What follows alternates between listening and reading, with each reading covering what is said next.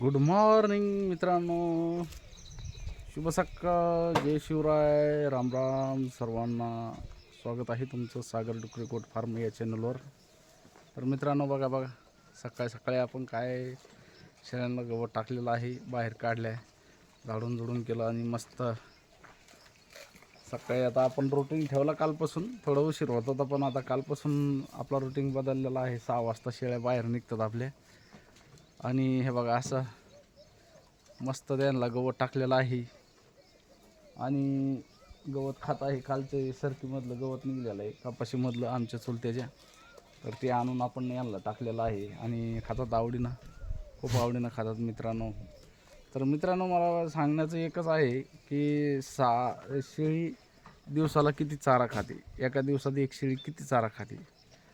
तर असं बरेच जणचं असतं, बरेच जे शास्त्रज्ञ असतात, डॉक्टर लोक असतात किंवा वगैरे वगैरे असतात, हे सांगतात सुका चारा इतकी खाती, 8 किलो खाती, 4 किलो खाती, हिरवा चारा इतकी खाती शेळी.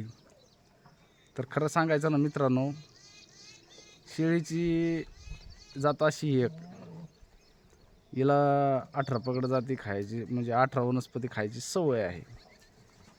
आणि आता किलोवर जर केलं ना मग तर शेळीचं पोटच भरणार नाही.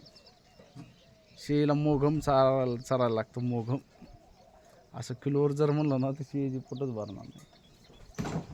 काल आता आपण दिवसभर चारा टाकतो त्यांना, चारा जर मोजून टाकला ना तर शक्य नाही. त्याच्यामुळं शेळीचा अंत करायचा नाही. शेळ्यांना जेवढं लागत तेवढं खाऊ घालायचं. किलोवर कधीच तुमचं शेळी पालन सक्सेस होणार नाही. किलोवर तुम्ही शेळ्यांना चारा टाकू पण नका. माझं म्हणणं आहे, ज्यांना जेवढं पोटाला लागते तेवढं त्यांना देणं खूप गरजेचं आहे. किलोवर ग्रॅमवर हा हिशोब नसतोच, इथं मोघम टाका लागतं, तेव्हा शेळी पालन सक्सेस होतं. नाहीतर नुसतं आपण 4 किलो टाकला, 5 किलो टाकला, मोजून जर टाकला तर त्यांची पोटं भरणार नाही आणि अवस्था बेकार होऊन जाईल. त्याच्यामुळं तसं करायचं नाही. तुम्हाला सांगतो, डायरेक्ट खाऊ द्या, नाश करू द्या, थोडंफार नाश करतील, खातील, पण चाराची हायगाई करू नका.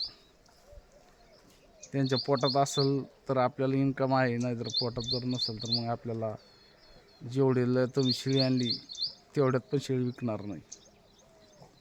चाऱ्याची नियोजन असे ठेवा, सुका चारा पण भरपूर द्या, हिरवा चारा पण भरपूर द्या. शेळ्याला तुम्ही कुठला गवत कापून आणा, कुठलं गवत टाका, शेळ्या गवत ठेवत नाही. बघू शकता तुम्ही. आता हे आपल्या शेळ्या कशा खातात. हे आता सरकीमधलं गवत आहे, आमच्या चुलत्या शिजायला आणलेलं आहे. आणि आता थोड्या वेळापर्यंत, अजून अर्ध्या पाऊण तासामध्ये काहीच ठेवत नाही, सगळं संपून टाकणार. आज खुराक नव्हता आणला आपण.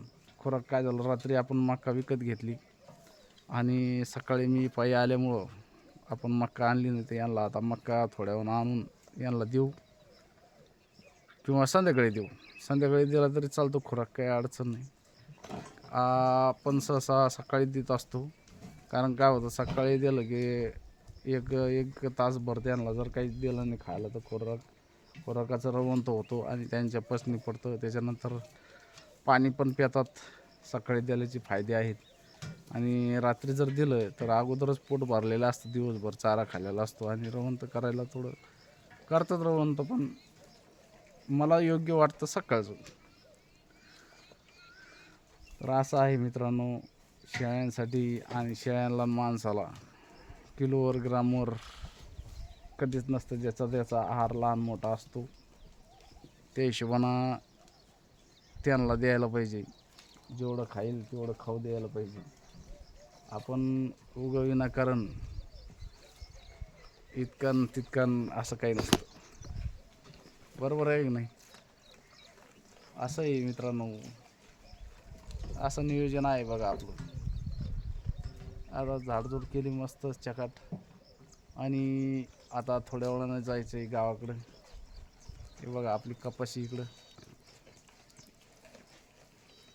बघा कशी आहे, तर बरी आहे का? तर मित्रांनो,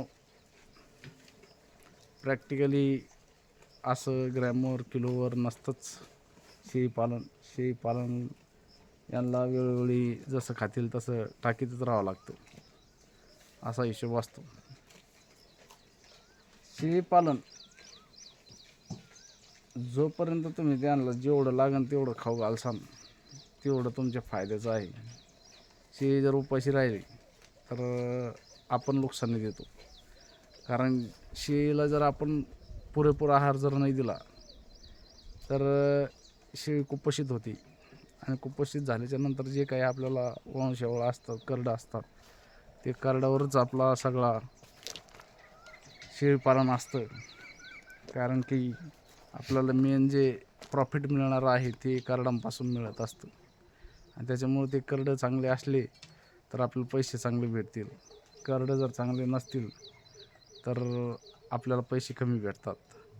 आणि करडांचं सगळं नियोजन, शेळ्यांना जर जास्त प्रमाणामध्ये तुम्ही चारा दिला, खुराक दिला तर शेळ्यांना दूध राहणार, अन्यथा शेळ्याला दूध कमी पडलं, पिल्लांना दूध कमी पडलं की पिल्लं कुपोषित होणार, असा विषय आहे.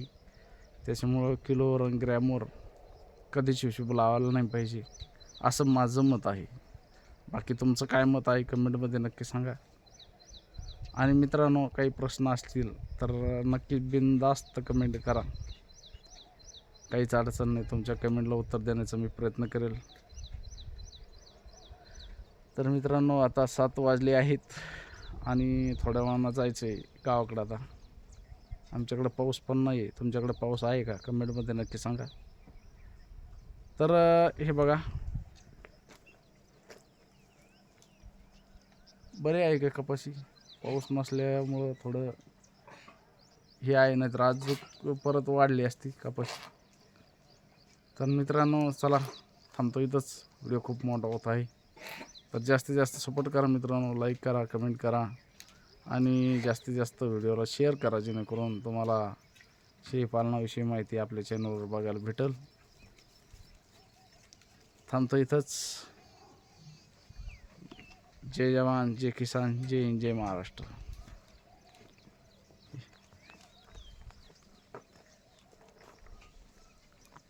हे असं आहे शेतातील घर आपलं.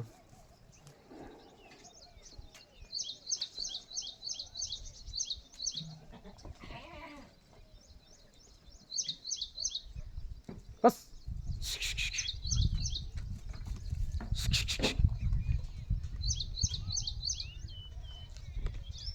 धन्यवाद.